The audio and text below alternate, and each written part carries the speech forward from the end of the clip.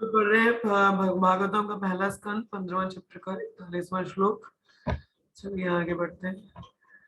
वचम जुवा मानसी तत्प्राणा इतरे च तम मृत्यव आपनम सोत्तर्गम तम पंचत्वे अजो हवेत्।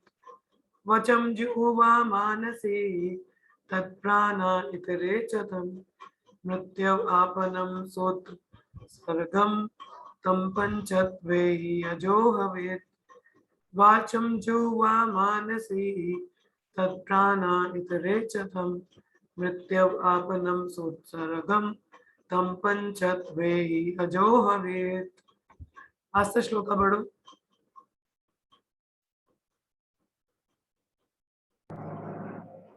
वाचं जुहावमानसि तत्प्राण इतरे च तां मृत्यावापानं सोत्सर्गं तं पंचत्वे यजुर्वित। ओके, अनुवाद। Then he amalgamated all the sense organs into the mind, then the mind into life, life into breathing, his total existence into the embodiment of the five elements, and his body into death. Then, as pure self, he became free from the material conception of life. अभी जैसे कल हमने देखा कि किस तरीके से युधिष्ठिर महाराज रिनाउंसमेंट संन्यास ऑर्डर ग्रहण करते हैं, त्याग की ओर बढ़ते हैं। तो आगे बताया कि अब त्याग की ओर बढ़ रहे हैं तो किस तरीके से अपनी इंद्रियों को अपने मन में लाके और मन को अपने लाइफ में, लाइफ मतलब लाइफ इनटू ब्रीदिंग मतलब चेतना। तो इस तरीके से अपने जितने भी जो 5 एलिमेंट्स हैं और अपने शरीर को मृत्यु की ओर, मतलब इस तरीके से अपने इंद्रियों को कंट्रोल करते हुए फाइनली क्या अभी अंतिम पड़ाव की ओर बढ़ते हैं। ठीक है, और शुद्ध होके अपना मतलब प्योर होके तो अपना ये मटेरियल लाइफ है इसको खत्म करते हैं। तात्पर्य प्रपद क्या बताते हैं उसको पढ़ते हैं। महाराज युधिष्ठिर अर्जुन की तरह अब क्या कंसंट्रेट करने लगे, मतलब चिंतन करने लगे और धीरे धीरे क्या क्या ये जो भौतिक जो बंधन है इससे मुक्त होना शुरू हुए।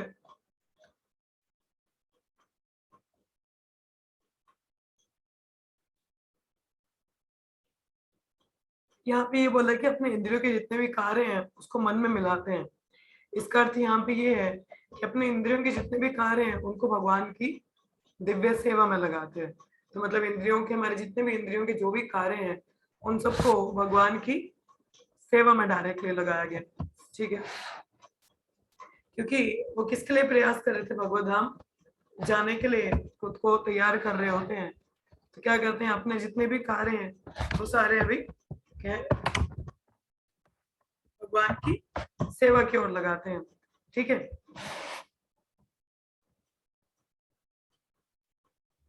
जो मन है ये हम लोगों को पता है हमारा मित्र भी हो सकता है और शत्रु भी हो सकता है। ठीक है, तो ये ऋषि महाराज ने क्या किया, जो मन है देखो हवा की गति की तरह भागता है ना, हवा की गति के उससे भी तेज भाग। हाँ, उसको क्या है, जितने भी उसके भौतिक कार्यकलाप है, भौतिक विचार है, उन सबको किस तरफ मोड़ा, उसको भगवान की सेवा की और उनके चिंतन की ओर। ठीक है, अब कोई भी भौतिक कार्य नहीं, नो मोर मटेरियल एक्टिविटी। ठीक है, हमें भी जब शुद्ध भक्त बनना होता है हमें भी यही बोलना है, no more material sense gratification. ठीक है, और कोई भी इंद्रिय तृप्ति अब नहीं करनी है। ठीक है, अब देखा जाए तो हम वैसे मन के जितने भी जो विचार हैं या कार्य हैं उनको रोक नहीं सकते। हम लोग क्या बोले कि नहीं हम अब से मैंने कोई कार्य नहीं करना, क्या हम ऐसे वेले बैठ सकते हैं फ्री होके? नहीं, क्योंकि बाय नेचर जो सोल का जो नेचर है वो बाय नेचर एक्टिव है। ठीक है, खुद एक्टिव है तो कुछ ना कुछ कार्य तो चाहिए। अपन खुद इतने विचार लाते तो उसको बिल्कुल भी खाली नहीं छोड़ सकते। अब जैसे छोटा बच्चा होता है कितना शरारती होता है कि नहीं होता है? अगर हम उसको बोले चुप करके बैठ जाओ, वो एक जगह पे नहीं बैठ सकता बच्चा, वो मुश्किल है वो टिकेगा, नहीं टिकेगा। मगर उसी बच्चे को अगर आप किसी कार्य में लगा दो फिर वो शरारतें नहीं करेगा, फिर वो उसी कार्य में बिजी हो जाएगा ना। उसी प्रकार से कहा जाता है जब हमारा मन गलत विचार की ओर हो, गलत चीजों में हो, तो उसको किसी अच्छे कार्य की ओर बिजी कर दो, ताकि उसको कुछ गलत विचार आए ना मन में। तो उसी प्रकार से हमारे मन को क्या करना है, हमें भगवान की दिव्य सेवाओं में या उनके चिंतन में, मनन में लगाना है, जिससे कि मन किसी और कार्य के प्रति जाए ना, कुछ और सोचे ही ना, किसी और तरफ उसका ध्यान ही ना हो। ठीक है।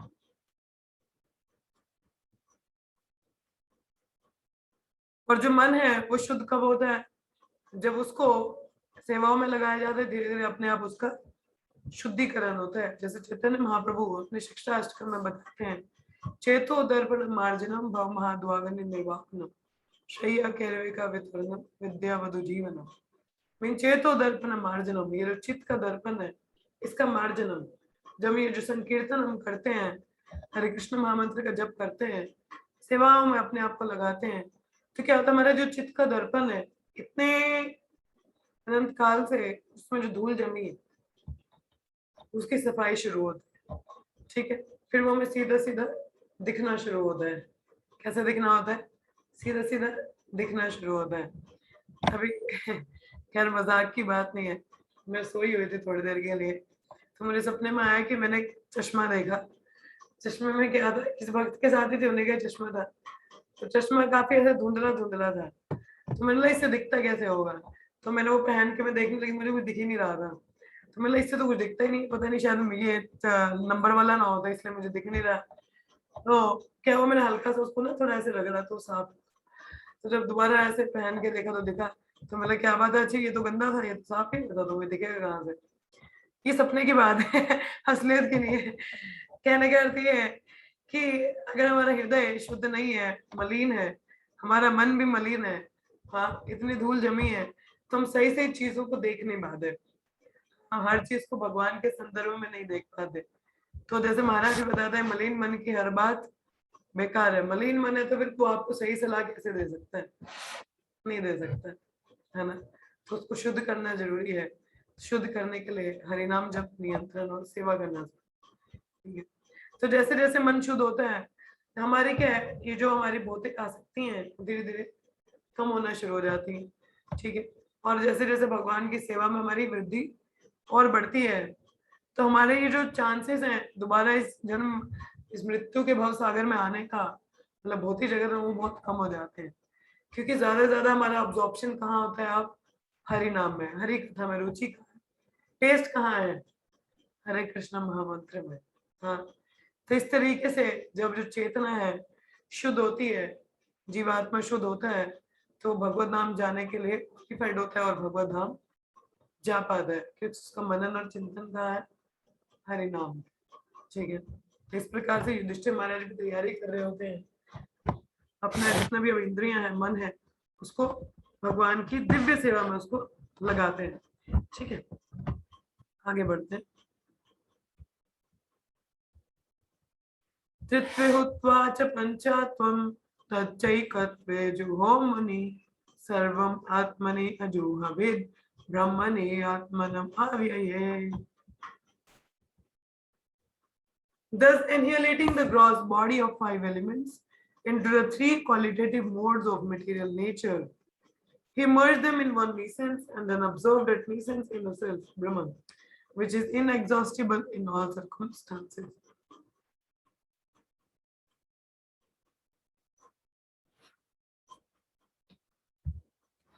यहाँ पे क्या बता रहे हैं, आगे जैसे अपने इंद्रियों के अभी कार्यों को संभालते हैं, मन के कार्यों को नियंत्रण करते हैं।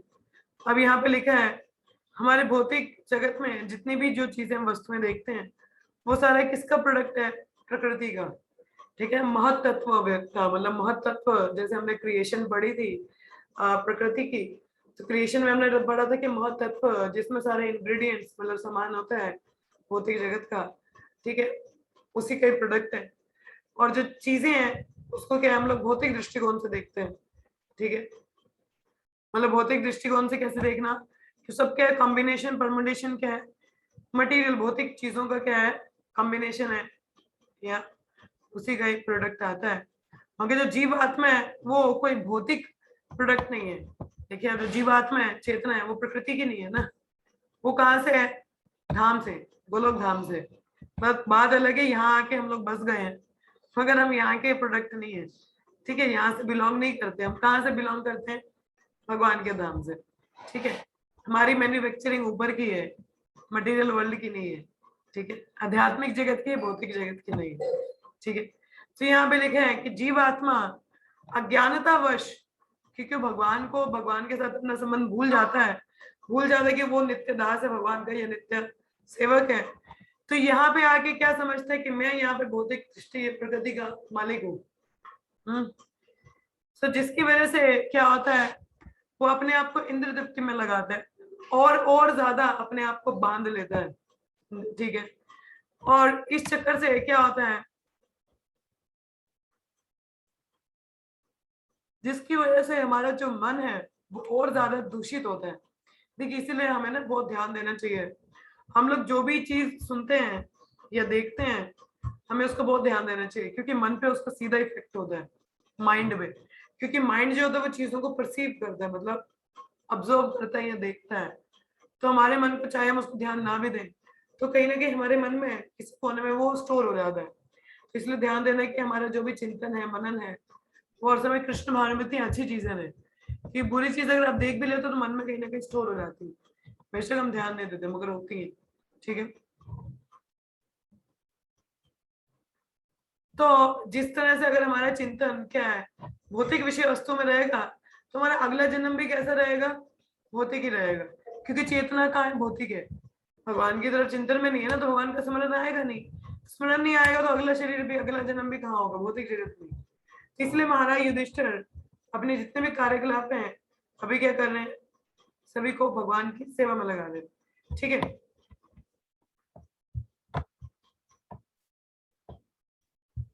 जिस प्रकार से उनका जो चिंतन है वो भगवान की तरफ ही रहे। और यहाँ लिखा है कि जब हमारा क्या जो है, हमारा इंक्लिनेशन भगवान का संग में या उनके भक्तों के संग की ओर बढ़ता है, ठीक है, तो फिर हम माया एनर्जी को अलग तरीके से देखते हैं, मतलब उसको भी हम भगवान की सेवा में लगा सकते हैं। ठीक है, नहीं तो हम, माया हमारे लिए माया है। जो भक्त हैं वो क्या, वो हर चीज को जानते हैं कि इसको भगवान की सेवा में किस तरीके से लगाना है। अब जो थोड़ा बहुत नहीं जानता हो तो वो तो बेचारा, इसको तो और ज्यादा फंस जाएगा इसमें। हाँ,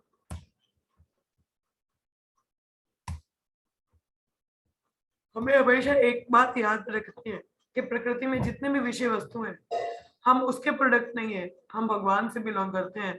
और जितनी भी चीजें हैं, ये सुविधा मुझे मिली है, तो इसको इस्तेमाल करके मुझे भगवत धाम जाना है। भगवान ने ये मुझे इसका, इसलिए ये चीजें मुझे मिली। ठीक है, तो युधिष्ठिर महाराज जैसे अपने जो राज्य है उसको परीक्षित महाराज और वज्र जो अनिरुद्ध के पुत्र थे, भगवान कृष्ण के पोते, सब तो क्या करते हैं, फ्री हो जाते हैं। और इस तरीके से फ्री होके क्या वह पूर्णतः अपने आप को भगवान की सेवा में लगाते हैं। इस स्टेज को कहते हैं जीवन मुक्त स्टेज और लिबरेटेड स्टेज। जब आपके भौतिक कार्यकलापों से पूर्णतः मुक्त हो जाते हैं, इसको कहते हैं जीवन मुक्त और लिबरेटेड स्टेज। ठीक है, अब कोई भौतिक कार्य नहीं है आपके पास, कोई भौतिक विषय वस्तु में चिंतन करने को नहीं है, पूर्णतः चिंतन क्या, भगवान की सेवा में पूर्णतः आप उधर ही लगे हो, इसको कहते हैं जीवन मुक्त, लिबरेटेड। तो देखिए, जीवन मुक्त होने के लिए आपको शरीर त्यागने की जरूरत नहीं है। आप इसी शरीर में भी जीवन मुक्त हो सकते हैं, केवल अपनी चेतना और कार्यकलापों को भगवान पे चिंतन करके। ठीक है, तो हमें हमेशा सोचना चाहिए कि मैं ब्रह्मन हूँ, ब्रह्मन मतलब आत्मा हूँ, और उसी तरीके से हमें कार्य करना है। जैसे देखा जाए हमारी इस्कॉन की नटशल में फिलॉसफी क्या है, know who you are and be who you are. मतलब हमारा जो इस्कॉन का अगर कोई पूछे कि फिलॉसफी क्या है, तो क्या मतलब है उसका, जानिए आप कौन है और उस संदर्भ में ही अपने आप को कार्यशील बनाइए। Know who you are and be who you are, मतलब पहले तो जानो आप कौन हो। मैं कौन हूँ? मैं आत्मा हूँ, भगवान का दास। मुझे क्या करना है फिर? Be who you are, be who you are means जो आप हो वही रहो। तो मतलब मैं आता हूँ, भगवान का दास हूँ, तो मुझे वही बन के रहना है। यही हमारी इस्कॉन की फिलॉसफी है नटशल में। ठीक है, और जो इस तरीके से कार्य करते हैं वो हमेशा प्रसन्न चित्त रहता है, उसको कोई दुख कलमश नहीं रहते। मगर हम लोग क्या है, अहंकार, फॉल्स ईगो है, जिसकी वजह से अपने आप को शरीर मानते हैं। हाँ, अपने आप को लेडी या पुरुष या स्त्री या डॉक्टर इंजीनियर कुछ भी मानते हैं, तो उसी के चक्कर में बहुत कष्ट हमें झेलने पड़ते हैं आगे। हाँ, तो हमें ध्यान देना है कि हम इस चेतना में ना रहें। ठीक है, आगे बढ़ते हैं।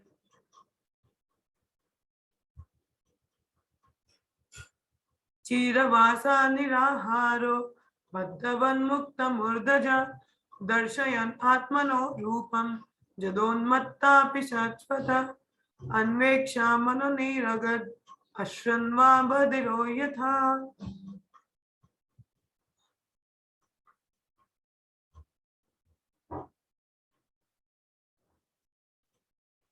इसके बाद युधिष्ठिर महाराज ने कैसे कपड़े पहने, एक त्यागी के, जैसे एक त्यागी कपड़े पहनता है वैसे थोड़े से फटे हुए पुराने से कपड़े, ठीक है। और उन्होंने जितने भी सॉलिड फूड मतलब जो खाना होता है उसका त्याग कर दिया। वॉलेंटरली डम्ब बन गए। डम्ब मतलब मूर्ख व्यक्ति, जैसे कोई हो कि मुझे नहीं, आपको सुनाई नहीं देता, इस तरीके से। और अपने जो बाल है उनको ऐसे खुला सा छोड़ दिया। इस तरीके से वो कैसे प्रतीत हो रहे थे कि जैसे वो एक पागल व्यक्ति बन गया। पागल व्यक्ति कैसा होता है, फटे हुए कपड़े होते हैं, हाँ, बाल ऐसे खुले से बिखरे हुए से होते हैं, कोई ढंग के नहीं होते, खाना पीना को कुछ पता नहीं होता। इस तरह से पागल व्यक्ति की तरह बन गए। हाँ, उसको पागल व्यक्ति कोई बुलाता है उसको कोई फर्क नहीं पड़ता। He did not depend on his brother for anything। अब वो अपने भाइयों पे किसी भी तरीके से निर्भर नहीं थे। जिस प्रकार से एक बहरा व्यक्ति कुछ नहीं सुनता, इस तरीके से बोल चुके थे, ठीक है। डम्ब होता है कि मतलब जिसमें कोई भी ज्ञान ना हो, इस तरीके से बन जाना, मतलब मूर्ख की तरीके से प्रतीत होना। और इस तरीके से अपने जैसे कि उनको कुछ सुनाई नहीं देता, इस तरीके से हो गए, ठीक है। तो एक जो भक्त होता है उसको ऐसा ही होना चाहिए, बहरा इन द सेंस कि उसको कोई भी भौतिक विषय वस्तु नहीं सुननी चाहिए, ठीक है। हरी कथा है तो उसको ध्यान पूर्वक सुनना चाहिए। कोई विषय विकारों में किसी की चुगली निंदा करता, पैरों को सुनाई नहीं देता, सुनना ही नहीं चाहिए, ठीक है। किसी पर निर्भर नहीं रहना चाहिए भक्त को, केवल एक भगवान पे निर्भर होना चाहिए।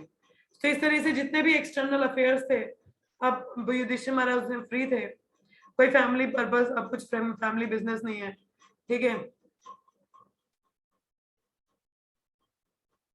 और वो कुछ भी भौतिक विषय वस्तुओं के बारे में बातचीत नहीं किया करते थे, और अपने भाइयों पे भी निर्भर नहीं थे, ठीक है। मतलब जो उनको पूरी तरह मदद करते थे राज्य चलाने के लिए।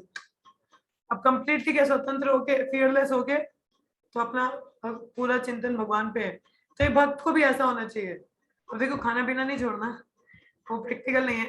प्रबंध ने हमारे लिए फास्टिंग डेज बना रखे हैं, 15 दिन में एक दिन एकादशी आती है, अभी 18 को एकादशी है। तो अभी जैसे जन्माष्टमी है, बलराम जयंती है, तो आगे बड़े फास्ट आने वाले हैं। कोई बात नहीं, ऐसे खाना छोड़ने की जरूरत नहीं है। कहने का अर्थ ये है कि पर खाना छोड़ना एक सेंस में हम लोग ऐसे समझ सकते हैं कि हमें सिर्फ प्रसाद पाना चाहिए, कुछ बाहर का जो अन्न प्रसाद नहीं है उसको नहीं ग्रहण करना चाहिए। और दूसरा, बहरे होने का अर्थ कोई भी विषय वस्तुओं के बारे में हमें सुनना नहीं है, चिंतन नहीं करना, ना तो बात करनी है उसके बारे में, ठीक है। और ना ही भौतिक विषयों के बारे में इतनी रुचि लेनी है। ज्यादा से जितनी जरूरत है उतना रखिए, बी प्रैक्टिकल, फालतू नहीं। हाँ, बिना मतलब के। अच्छा, और क्या, मुझे याद है अभी पिछले दिनों जब मैं संडे को जम्मू आई थी, मतलब हम लोगों को टेम्पल जाना था, तो शनिवार को हम लोग हमारी माता जी हैं, सूरभी माता जी, तो नवीन महाराज की डिसाइपल है, तो उनके घर पे हम लोग रुके थे। तो हमारे एक और सीनियर माता जी हैं, दुर्गा माता जी, तो हम लोग साथ ही में रुके थे। तीनों माता मुझसे बड़ी हैं, मतलब दोनों माताएं सीनियर भी हैं और एज में भी बड़े हैं, तो मतलब एक तरह से मेरी माता स्वरूप है या मासी आप लोग कह सकते हैं। तो शाम का समय था, हम लोग प्रसाद पा रहे थे, तो थोड़ा इधर उधर का अपना मतलब माता जी, सुबह माता जी अपने घर का थोड़ा बता रहे थे। तो मैं देख रही थी कि जैसे अपने जय दुर्गा माता जी है, उनका जो चिंतन है वो कहाँ था, मतलब भगवान की कथा क्या चल रही है, वो यूट्यूब पे एक कथा सुनते हैं शाम के समय में। तो वो उनका था कि अभी ये कथा आने वाला है, ये देखो यहाँ से दर्शन आने वाले हैं। उनका कोई भी ध्यान नहीं था कि आगे क्या ये विषय वस्तु की बात चल रही है, नहीं। अभी जैसे हम लोग दो लोग मिलते हैं तो पहले पूछेंगे और क्या हाल चाल है, आपके जीवन में क्या चल रहा है, ऐसा वैसा होता है। बट उनको जब देखा तो उनका चिंतन था, नहीं ये पता है अभी वो कथा आने वाले, उन महाराज का ऐसा कथा है, हमें ये होता है, ऐसा सेवा है, मतलब बात जनरली ऐसी ही थी। उन्होंने भी अपनी पर्सनल लाइफ के बारे में कोई बात नहीं की। खैर मैं बात करती नहीं अपनी लाइफ के बारे में, तो जनरली ऐसी बात चल रही थी। But I was noticing that she has no interest in all this material stuff, कि उनका कोई रुचि नहीं था इन सब चीजों में कि किसी के जीवन में क्या है, क्या चल रहा है। ये था कि हाँ अभी कथा आने वाली है, वो सुनना है या उसके बारे में चिंतन हो, बात हो, तो ये बहुत अच्छी बात है। देखिए इससे दिखता है कि कोई कितना एडवांस कर रहा है। हम लोग जनरली कोई अपनी बात बताने बैठते हैं, उधर सुनने ही बैठ जाते हैं। अपनी बात में भी कोई कृष्ण कथा नहीं है ना, जहाँ कृष्ण कथा नहीं वो सुननी नहीं चाहिए। तो एडवांसमेंट वहीं से दिख जाती है कि हम कितनी रुचि लेते हैं बाकी चीजों को सुनने में, कि हमारी हर समय रुचि इतनी है कि कोई भी आता है तो उसको कृष्ण कथा की तरफ हमारा ध्यान हो। हाँ, ये ना हो कि कोई विषय वस्तु हम सुनने बैठे ना, विषय वस्तु को डिस्कस करके कोई मतलब भी नहीं है, कोई हमें कोई संतुष्टि नहीं होती हृदय से। मगर कृष्ण कथा अगर 2 मिनट की भी हो तो बहुत संतुष्टि रहती है। तो ये चीज हमें देखनी चाहिए, ऑब्जर्व करनी चाहिए। तभी कहते हैं ना कि भक्तों का फिजिकल संग बहुत जरूरी है। जो संग मिलता है चाहे वो कुछ कहें भी ना, बहुत कुछ सीखने को मिल जाता है। केवल उनकी उपस्थिति में रहना ही हमें बहुत कुछ सिखा जाता है। तो ये बहुत जरूरी है, बहुत अच्छी चीज है ये। तो ये चीज मैंने भी अनुभव किया, तो वो काफी सीखने को था, काफी अच्छा भी लगा उससे। तो यही चीज है।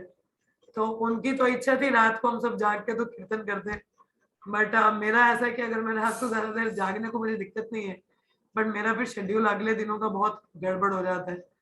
तो इसीलिए मैं प्रेफर करती हूँ कि मैं थोड़ा टाइमली सो जाऊं, ताकि मैं सुबह जल्दी उठ के तो सेवाएं कर सकूं। तो खैर उस दिन भी 11 बज चुके थे रात को। हाँ बना दो, कोई बात, एक सेकेंड ना, कोई बात। तो ऐसा बता रहे थे कि भक्तों में संग के रह के हम लोग बहुत कुछ चीजें सीख सकते हैं। तो हमें ये देखना है कि हम लोग कहाँ पे हमारी प्रगति है। ये श्लोक हम लोग पढ़ लें अभी कि नहीं, थोड़ा लंबा चला जाएगा, इसको हम लोग कल ही करते हैं, ठीक है। तो मैं बस यही अनुभव शेयर कर रही थी कि किस तरीके से हम लोग भक्तों के संग में रहते हैं तो बहुत कुछ सीखने को मिलता है।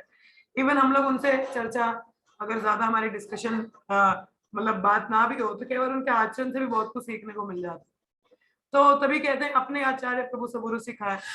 तो ये चीजें सीखने को मिलती है। अब जैसे युधिष्ठिर महाराज यहाँ बता रहे हैं कि एकदम से विरक्त, कोई विषय वस्तु में कोई रुचि नहीं है, अब बिल्कुल बहरे जैसे अनुभव कर रहे हैं। तो कहने का अर्थ ये है कि बहरा इन द सेंस हमें भी कोई भी विषय वस्तु है, कोई भी आके आपसे बात करे इधर उधर की, बोले भाई समय नहीं है मेरा, जब रहता है या मुझे कुछ पढ़ना है, चलो साथ में पढ़ते हैं। बात को मोल्ड कर लेना चाहिए। जैसे एक और भक्त है मुझे याद है, मेरे ही गुरु भाई हैं, काफी मुझसे सीनियर है। तो एक बार उनका फोन आया कि मैंने फोन किया, मुझे कुछ काम था, मुझे याद नहीं। तो जैसे ही बात हुई तो उन्होंने बोला, ये नहीं पूछे कैसे हो माता जी, क्या चल रहा है, नहीं, हरे कृष्णा, दंडवत प्रणाम, हाँ शिल प्रपात की जय, गुरु महाराज की जय। उसके बाद में क्या बोला उन्होंने, सीधे बोला माता जी आप इन दिनों क्या पढ़ रहे हो भगवत गीता में। अच्छा आपने भागवतम में क्या पढ़ा, तो बताइए जरा आपका क्या रियलाइजेशन रहा, क्या इंस्पिरेशन रहा। अभी मुद्दे की बात हमारी शुरू नहीं हुई कि मैंने फोन कुछ सेवा के लिए किया था, पहले ही उन्होंने यही चीज पूछी मुझसे, क्या आपने ये क्या पढ़ा, क्या सुना। तो फिर मैंने बताया कि हाँ ऐसा ऐसा मेरा ये चल रहा है, आजकल ये पढ़ रही हूँ, तो ये इतना मेरा उसमें एक रियलाइजेशन था, तो अपनी सेवाओं से रिलेटेड बात। फिर मैं बोला कि हाँ माता जी मैं भी इन दिनों ये पढ़ रहा हूँ, थोड़ा सा चर्चा हुआ। फिर उसके बाद मैं बोला हाँ माता जी आपने फोन किया, क्या बात थी। तो वो सेवा की बात हुई। फिर बोला हाँ ठीक है माता जी, हरे कृष्ण, बात खत्म।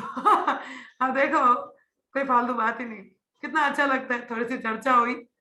हाँ, एक बहुत अच्छा लगता है कुछ चर्चा हो जाती है, तो वो भी बहुत कुछ सीखने को हो। देखो कोई फालतू बात नहीं हुई, सीधा इमीडिएटली हरे कृष्णा, हाँ शिला प्रभुपाद की जय, गुरु महाराज की जय, और माता जी क्या पढ़ा आपने, बताइए जरा आपका क्या रियलाइजेशन है। तो मतलब आपको बोलना पड़ता है, दिस इज कॉल्ड संग, इसको कहते हैं संग, कृष्ण कथा। संग वही है जहाँ पे कृष्ण कथा हो, हरि कथा, हरि कीर्तन हो। ये ना कि हम जल्प करें, ये कुछ और बातें करें, इधर उधर भक्तों की निंदा करें ना, उससे रुचि भी नहीं, कुछ मजा भी नहीं आने वाला है। थोड़ी देर के लिए ठीक है हम लोग अपनी भड़ास निकालते हैं, ऐसा हो रहा है वैसा हो रहा है, बट संतुष्टि नहीं होने वाली, संतुष्टि कृष्ण कथा में है। तो ये हमें युधिष्ठिर महाराज से सीखना है कि किस प्रकार से अगर हमें प्रगति करनी है तो हमें भी इस तरीके से, पहली बात तो ये किसी पे निर्भर नहीं रहना चाहिए, अपनी चीजों को लेके निर्भरता देखिए भक्तों पे होनी चाहिए, क्योंकि भक्तों के साथ हम लोग मिलके कृष्ण कथा करते तो वो निर्भरता सही है। और जैसे बोला कि सिर्फ उतना ही सुने जितना जरूरी है, कि ज्यादा से ज्यादा कृष्ण कथा की और रुझान रखना चाहिए हमारा। और खाने की बात, जैसे खाने को उन्होंने छोड़ा, तो जैसे मैंने बोला कि हमारे लिए तो व्रत, कई फास्टिंग्स हैं अभी, जैसे एकादशी आ जाएगी, आगे भी व्रत आ रहे हैं, कई उपवास के दिन आ रहे हैं, वो हमें रखने हैं, दैट इज वेरी गुड। मगर फालतू इतना ऑस्टेरिटी, अभी जैसे चतुर्मास चल रहा है तो अभी भी कई चीजें हम लोग नहीं पा रहे हैं, तो कई लोग वॉलंटरली भी इन दिनों कई चीजें छोड़ते हैं। जैसे हमारे टेम्पल प्रेसिडेंट है प्रभु जी की जो बेटी है, उसने अभी आलू और वो चावल इन 4 महीनों में त्याग नहीं खाते हैं, तो अब वो चावल की खीर हो, खिचड़ी हो, कुछ भी हो, चावल और आलू नहीं खाते वो लोग, तो वॉलंटरली कुछ ऑस्टेरिटी करते हैं, करना कर सकते हैं, ऐसी बात नहीं है। तो इस तरीके से हमें करना चाहिए जो हमारी भक्ति के लिए हमें बढ़ाए, हमें भक्ति में वृद्धि कराए, तो ये हमें देखना है। देखिए मेन पॉइंट ये आता है, आप कुछ भी कार्य करो, चाहे आप व्रत करो या किसी से बात करो या कोई सेवा करो, मेन पॉइंट क्या होना चाहिए कि आपका कृष्ण भावामृत और बढ़ना चाहिए, कृष्ण चेतना और बढ़नी चाहिए। ये ना हो कि आप विषय विकारों में चले जाएं, भौतिक चीजों में चले जाएं, आप इतना बोले आज तो मैंने इतनी माला की, मगर चेतना कहाँ है? विषय वस्तुओं में, फिर उसका कोई मतलब नहीं होगा। ठीक है, कुछ भी करें, कोई भी तपस्या करें, ऑस्टेरिटी वॉलंटरली कुछ भी एक्सेप्ट करें, मगर प्रयास क्या होना चाहिए कि आपको ज्यादा से ज्यादा वो कृष्ण भावान्वित बनाए। तो जो भी चीज आपको ज्यादा से ज्यादा कृष्ण भावान्वित बनाती है, उसको इमीडिएटली एक्सेप्ट कर लेना चाहिए और उसको अपने जीवन में अपनाना चाहिए और धारण करना चाहिए। ठीक है, सो आज के लिए यही सीख रहेगा। तो अभी आप में से किसी का कोई प्रश्न हो या कुछ आप बताना चाहें, अपना ही अनुभव कुछ बताना चाहें, शेयर करना चाहें, तो आप कर सकते हैं, और अगर नहीं है तो फिर हम यहाँ पे विराम लेंगे, मगर कुछ तो शेयर करने को होना चाहिए। यस राशि में हरे कृष्ण जी। मेरा कि मेरी सिस्टर ने कल मुझे मतलब आवाज आ रही है माता जी? हाँ जी आ रही है माता जी, आ रही है। हरे हरे कृष्णा।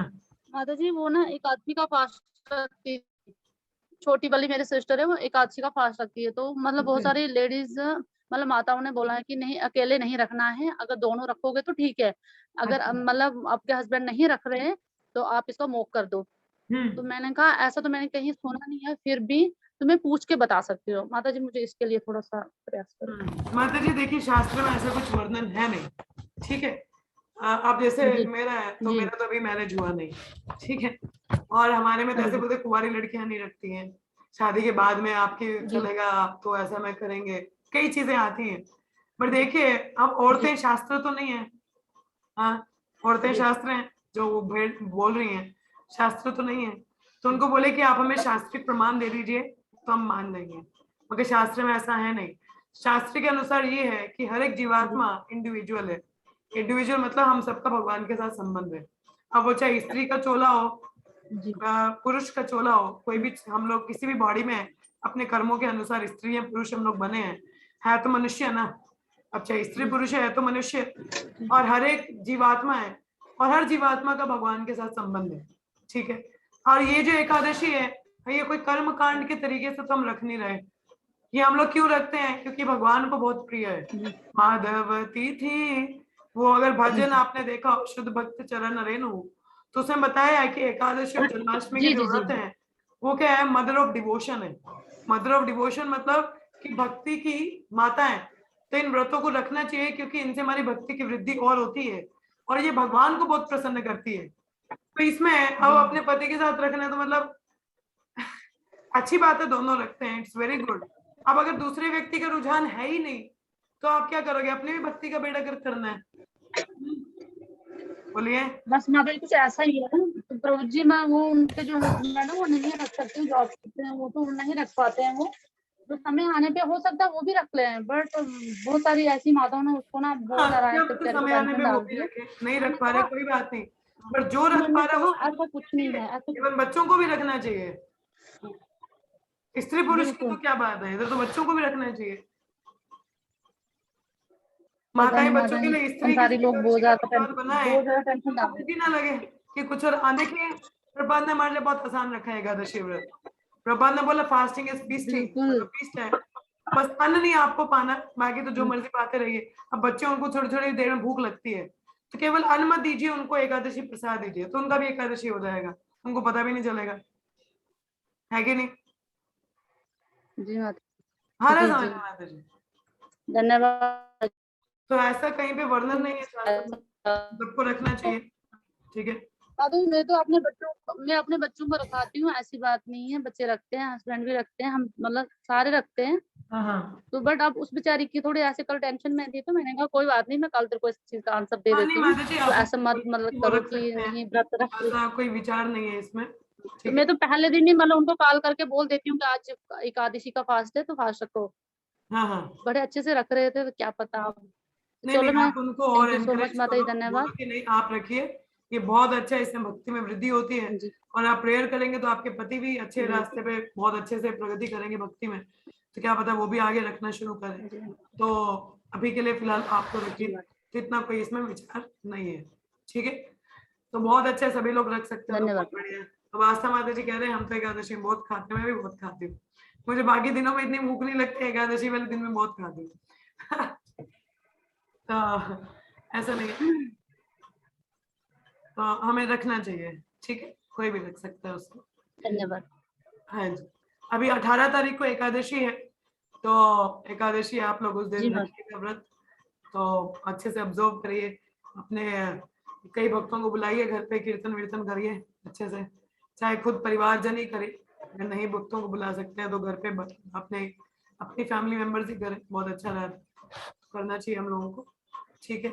और क्योंकि बलराम जयंती भी आ रही है, तो इस तरीके से जितना हम कीर्तन में, जितना और कृष्ण कथा में बढ़ते हैं आगे, तो बहुत अच्छा हमारे चेतना रहता है।